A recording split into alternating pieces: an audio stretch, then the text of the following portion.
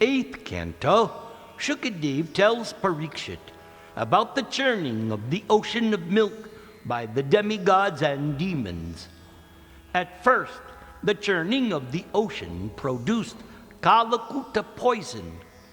Everyone feared this poison, but Lord Shiva satisfied them by drinking it. And as a result of the churning, a huge amount of poison was produced.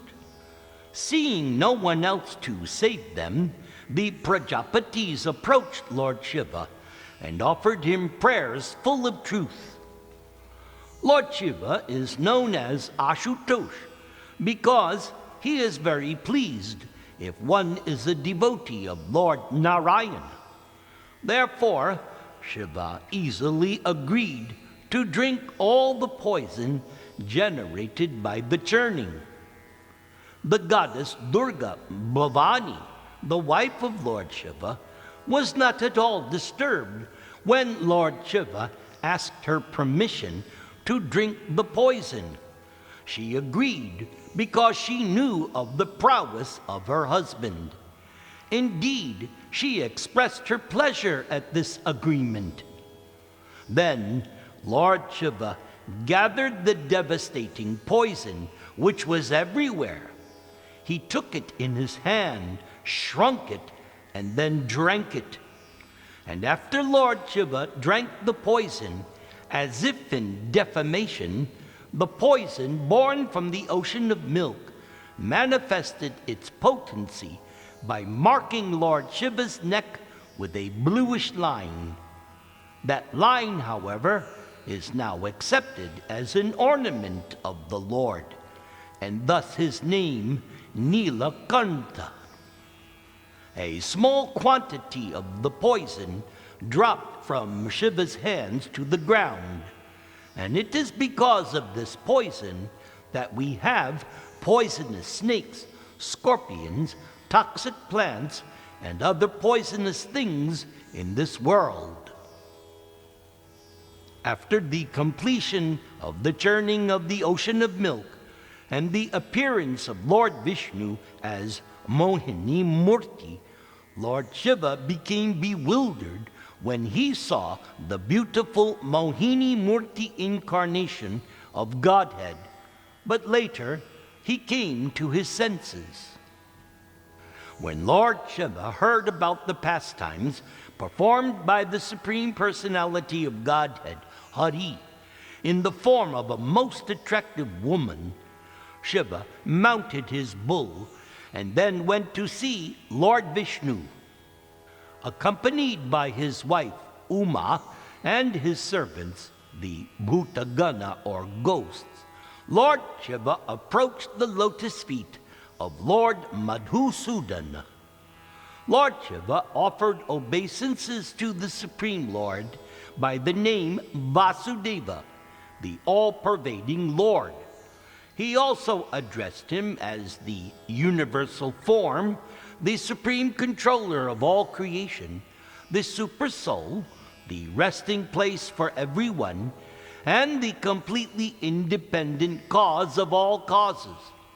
Thus, Lord Shiva offered prayers giving truthful descriptions of the Supreme Personality of Godhead. Then Lord Shiva expressed his desire. The Supreme Personality of Godhead is very kind to his devotees. Therefore, to fulfill the desire of his devotee, Lord Shiva, Krishna expanded his energy and manifested himself in the form of the most beautiful and attractive woman. Upon seeing this form, even Lord Shiva became captivated. Later, by the grace of the Lord, Lord Shiva controlled himself. This incident demonstrates that by the power of the Lord's external energy, everyone in this material world is captivated by the form of woman. Again, however, by the grace of Godhead, one can overcome the influence of Maya. This was evinced by Lord Shiva, the topmost devotee of the Lord.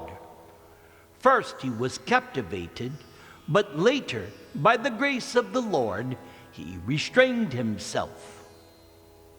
In this connection, it is to be declared that only a pure devotee can restrain oneself from the attractive feature of Maya. Otherwise, once a living entity is trapped by the external feature of Maya, one cannot overcome it. After Lord Shiva was graced by the Supreme Lord, Lord Shiva, along with his wife Bhavani and his companions, the ghosts, all circumambulated the Lord. Then, after taking permission from Lord Madhusudana, Lord Shiva returned to his abode, Kailas, along with his associates. Upon returning, Lord Shiva spoke to his wife. "O Devi, O goddess, you have now seen the illusory energy of the Supreme Personality of Godhead, who is the unborn master of everyone. Now, although I am one of the principal expansions of his lordship, even I was illusioned by his energy. So what then is to be said of others who are fully dependent on Maya? My dear Bhavani, when I finished performing mystic yoga for 1,000 years, you asked me upon whom I was meditating. Now, here is that Supreme Person to whom time has no entrance, and who even the Vedas cannot understand without surrender and rendering service."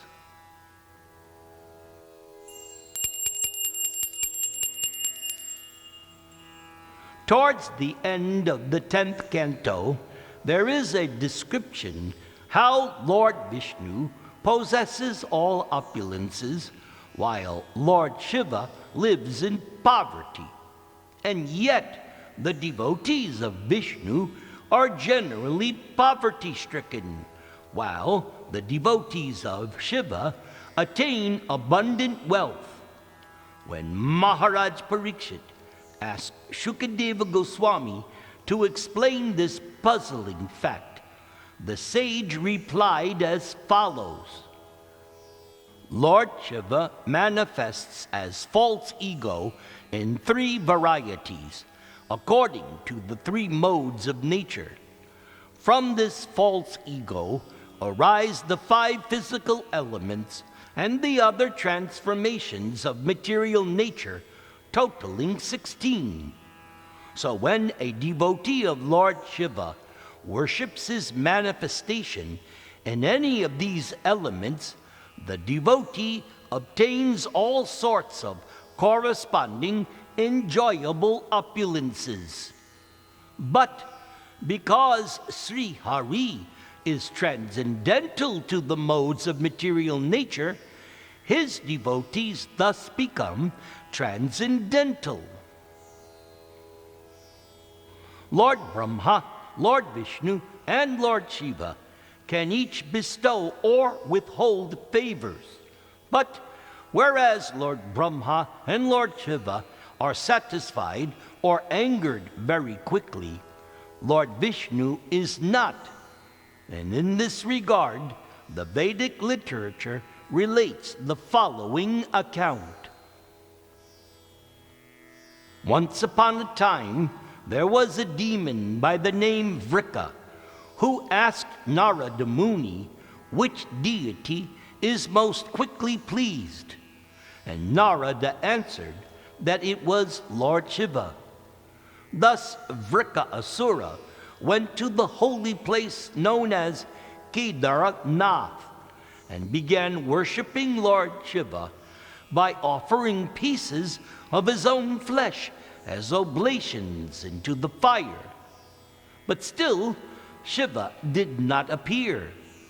So Vrika decided to commit suicide by cutting off his own head. And just at the critical moment, Lord Shiva appeared from the sacrificial fire and stopped him, offering the demon whatever boon he chose. Vrika said, "Yes, may death come to whomever I touch upon the head with my hand." So, Lord Shiva was obliged to fulfill this request. But at once, the wicked Vrika tried to test the benediction by putting his hand on the head of Lord Shiva. Terrified, Shiva fled for his life, running as far as heaven and the outer limits of the mortal world. Finally, the Lord reached the planet of Shvetadweep, where Lord Vishnu resides. Seeing the desperate Shiva from far away, Lord Narayana disguised himself as a young student and went before Vrika Asura. And in a sweet voice, Narayan addressed the demon. "Oh, my dear Vrika, please rest a while and tell us what you intend to do." Vrika was thus charmed by the Lord's sweet words and revealed everything that had happened. However, Lord Narayana replied, Well now, as far as I know, ever since Lord Shiva was cursed by Daksha, he has become just like a carnivorous hobgoblin. So, I wouldn't trust his word. In my opinion, it would be better to test his benediction by putting your hand on your own head. And then when you see that his benediction was false, you can go after him and kill him. Bewildered by these words, the foolish demon touched his own head, which immediately shattered and fell to the ground. Cries of victory, obeisances, and well done were heard from the sky, while the demigods, sages, celestial forefathers, and Gandharvas all congratulated Lord Narayan, raining down flowers upon him. The Supreme Personality of Godhead then addressed Lord Girisha, Shiva, who was now out of danger. "O Mahadev, just see how this wicked man has been killed by his own sinful reactions. Indeed, what living being can hope for good fortune if he or she offends exalted saints? What to speak of offending you, the Lord and spiritual master of the whole universe?" Shukadeva Goswami blesses anyone who hears this narration with the following utterance. Lord Hari is the directly manifest absolute truth, the supreme soul, and the unlimited ocean of inconceivable energies. Anyone who recites or hears this pastime of Krishna saving Lord Shiva will be freed from all enemies, as well as the repetition of birth and death.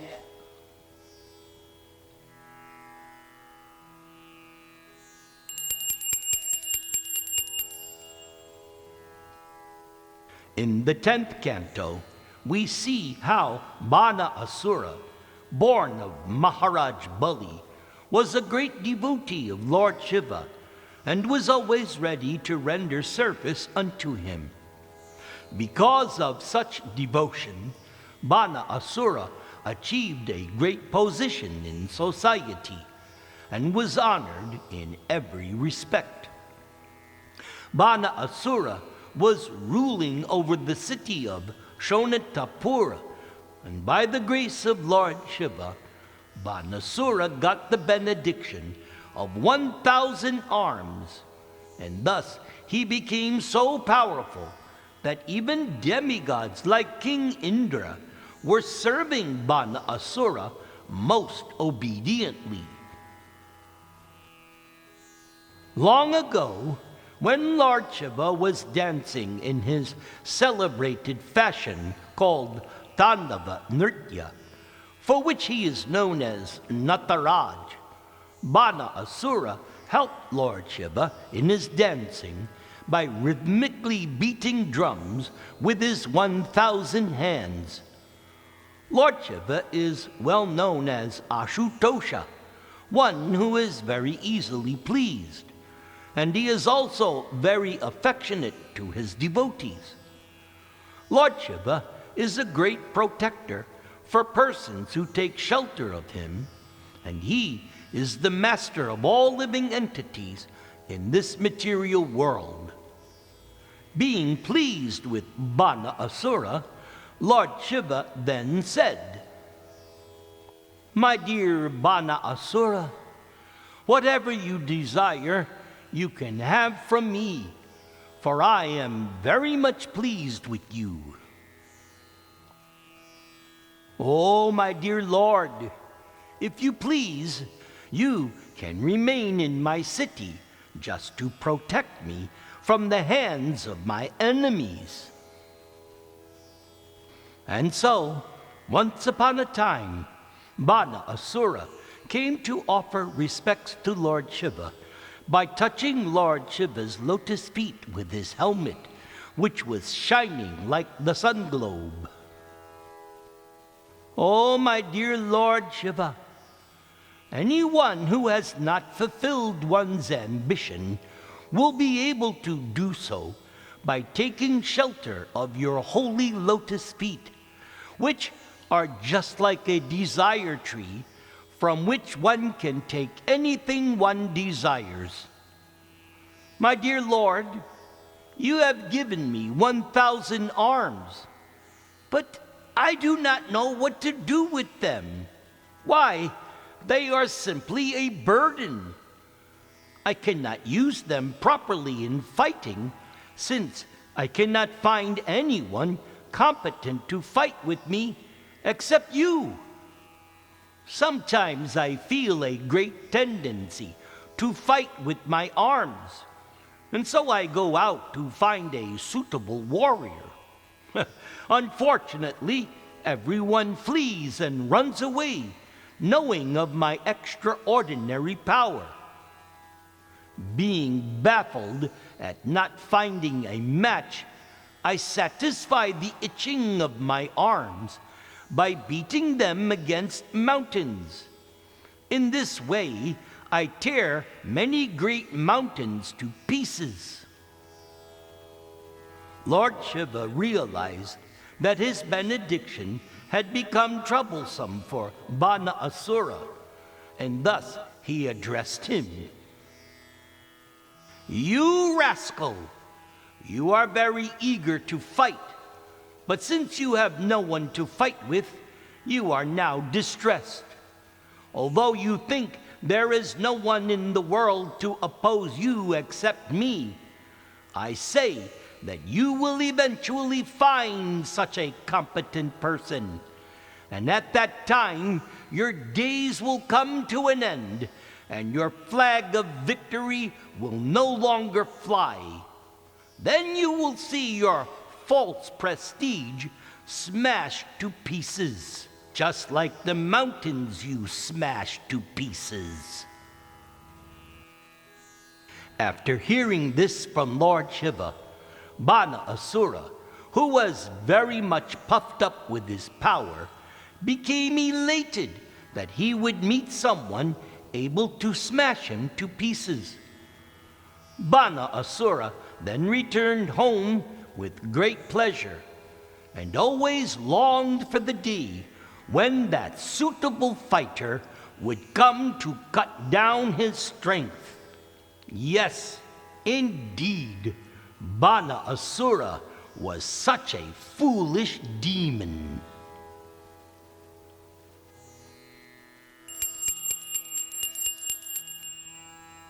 When Bana Asura learned that his daughter Usha was no longer a virgin maiden because of the secret affair she was having with Krishna's grandson, this weighed heavily on Bana Asura's heart.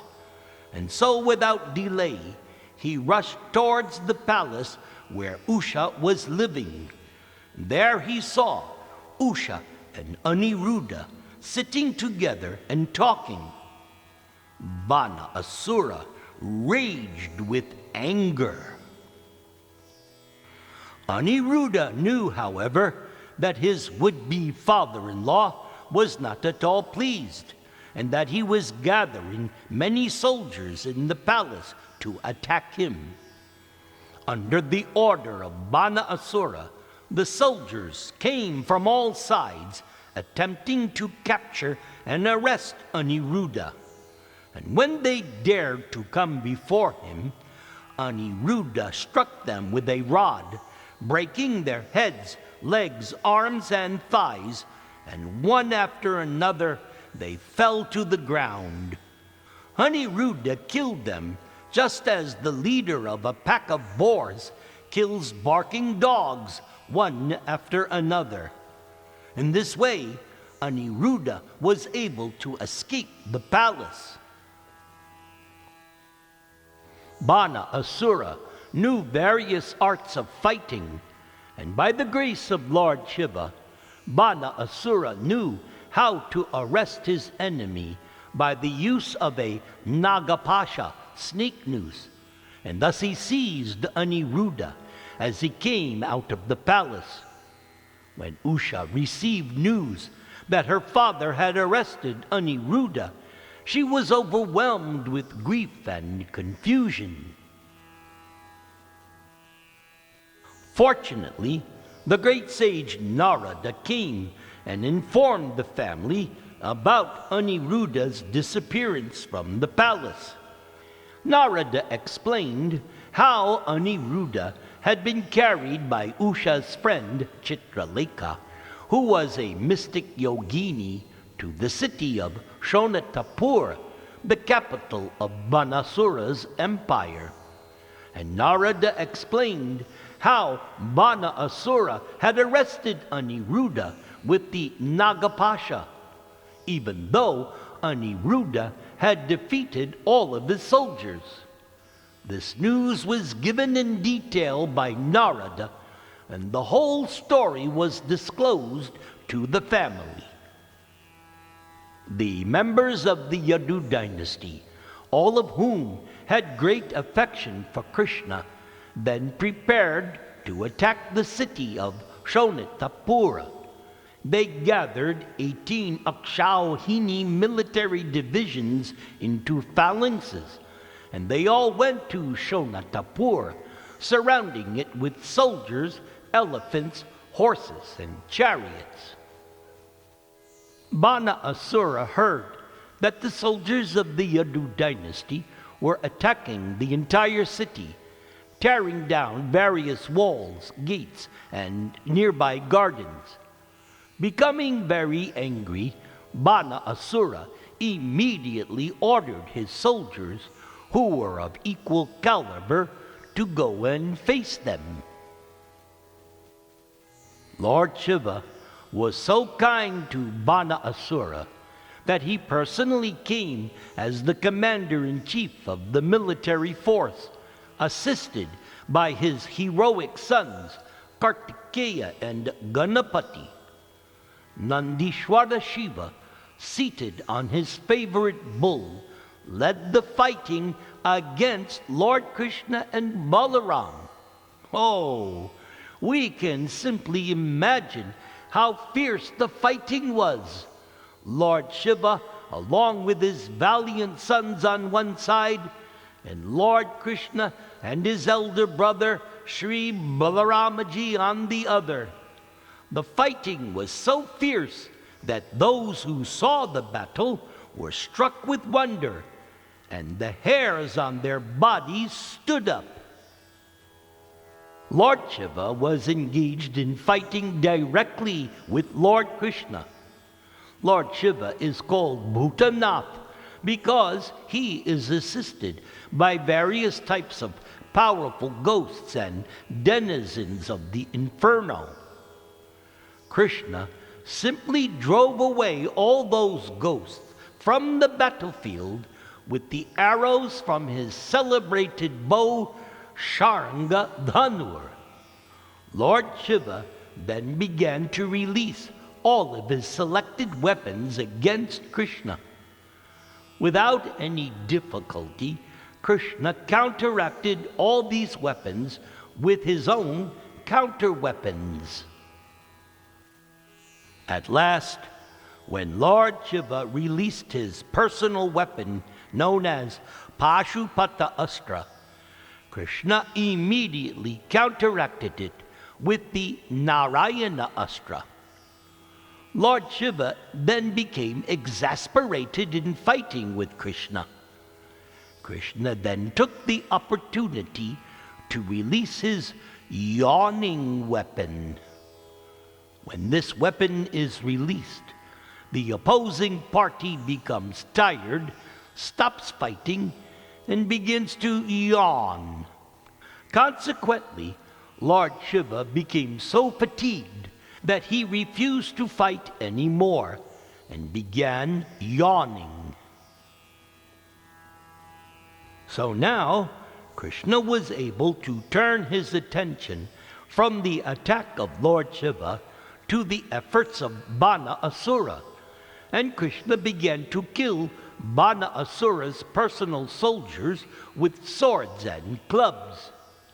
When Bana Asura saw that his soldiers and commanders had been defeated, his anger only increased. Bana Asura thought it wise to stop fighting with Satyaki, Krishna's commander-in-chief, and instead directly attack Lord Krishna. Now, having the opportunity to finally use his 1,000 arms, Bana Asura rushed towards Krishna, simultaneously working 500 bows and 2,000 arrows. Such a foolish person could never measure Krishna's strength.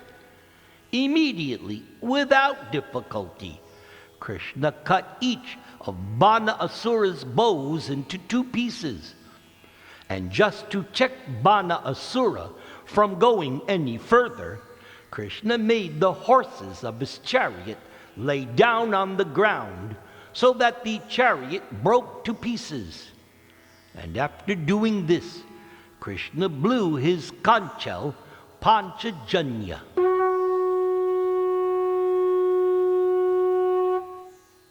Being greatly harassed by the arrows of Krishna, all the associates of Lord Shiva, the hobgoblins and ghostly personalities, left the battlefield. Lord Shiva then took his last resort.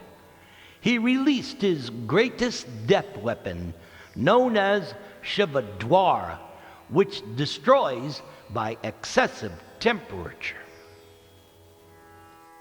When the Shiva-dwara was released, he had 3 heads and 3 legs, and as he came toward Krishna, it appeared that he was burning everything to ashes. Shiva-dwara was so powerful that he made blazing fire appear in all directions, and Krishna observed that Shiva-dwara was specifically coming towards him. So now, Krishna had no recourse other than to release the Narayana-dwara. When the Narayana-dwara was released, there was a great fight between the 2 dwaras. Gradually, the Shiva-dwara's temperature diminished due to the extreme cold of the Narayana-dwara. So, the Shiva-dwara began crying for help from Lord Shiva. But Lord Shiva was unable to help Shiva-dwar in the presence of the Narayanashwar.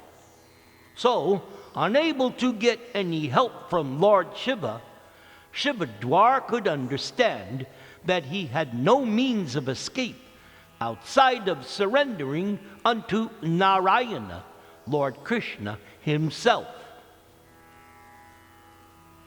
Lord Shiva, the greatest of the demigods, could not help him, what to speak of any lesser demigod, and therefore Shiva-dwar ultimately surrendered unto Krishna, bowing before him and offering prayers so that the Lord might be pleased to give him protection. Shiva-dwar thus understood that without Krishna or Narayana, no one could help him. Shiva-dwar therefore rightly took shelter of Lord Krishna, and with folded hands began to pray to Krishna, and was saved from destruction. But in the meantime, Bana Asura somehow or other recovered from his setbacks, and now with rejuvenated energy returned to fight. This time Bana Asura appeared before Krishna, who was seated on his chariot with different kinds of weapons in his 1,000 hands. Very much agitated, Banasura splashed his different weapons upon the body of Krishna, just like torrents of rain. When Lord Krishna saw the weapons of Banasura coming at him, like water coming out of a strainer, Krishna took his sharp-edged Sudarshana disc and began to cut off the demon's 1,000 arms, one after another, just as a gardener trims the twigs of a tree with sharp cutters. When Lord Shiva saw that his devotee Bana Asura could not be saved despite Lord Shiva's presence on the battlefield, Shiva came to his senses and personally approached Lord Krishna and began to pacify him by offering prayers. "Oh, my Lord, may I inform you that this Bana Asura is very dear to me, for he has rendered valuable service unto me. Therefore I want to see him always happy. And being pleased with him, I have assured him of safety. So, my Lord, I pray to you that just as you were pleased with his forefathers, Prahlad Maharaj and Bali Maharaj, that you will also be pleased with Bana Asura." My dear Lord Shiva, I accept your statements, and I also accept your desire for your devotee, Bana Asura. Now I know that this Bana Asura is the son of Bali Maharaj, and as such I cannot kill him, for that is my promise. I gave a benediction to Prahlad that the demons who would appear in the future in his family would never again be killed by me. Therefore, without killing this Bana Asura, I have simply cut off his arms to deprive him of his false prestige.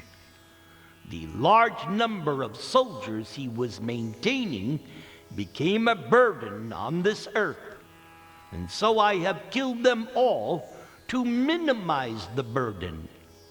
Now, Bana Asura has 4 remaining arms, and he will remain immortal, unaffected by material pains and pleasures. And I know that he is one of the chief devotees of your lordship. So now you can rest assured that henceforward Bana Asura need have no fear of anything. Shukadeva Goswami assured King Parikshit that the narration of the fight between Lord Shiva and Lord Krishna is not at all inauspicious like ordinary fights. On the contrary, if one remembers in the morning the narration of this fight between Lord Krishna and Lord Shiva, and takes pleasure in the victory of Lord Krishna, then he or she will never experience defeat anywhere in one's struggle of life. Srila Prabhupada says that this episode of Bana Asura's fighting with Krishna and later being saved by the grace of Lord Shiva is confirmation of the statement found in Bhagavad Gita that the worshippers of demigods cannot achieve any benediction without its being sanctioned by the Supreme Lord, Krishna. Here in this narration we find that although Bana Asura was a great devotee of Lord Shiva, when he faced death at the hands of Krishna, Lord Shiva was not able to save Bana Asura. Instead, Lord Shiva appealed to Krishna to save his devotee, Bana Asura. And this was sanctioned by Krishna. So this is the position of Lord Krishna. The exact words used in this connection as found in chapter 7 of the Gita are Mayaiva Vihitan Hitan. And so this means that without the sanction of the Supreme Lord Krishna, no demigod can award any benediction to his worshipper.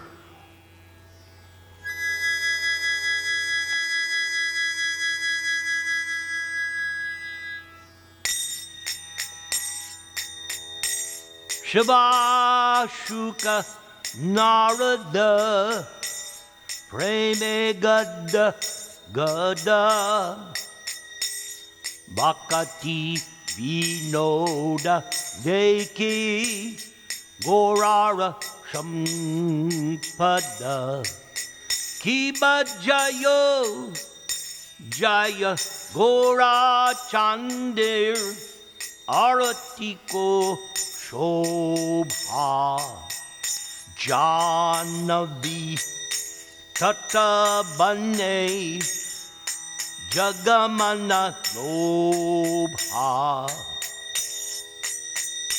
Jagajan Manna Lobha Gorangir Arati Shobha Jagajan Manna Lobha. Hare Krishna, Hare Krishna, Krishna Krishna, Hare Hare, Hare Rama, Hare Rama, Rama Rama, Hare Hare.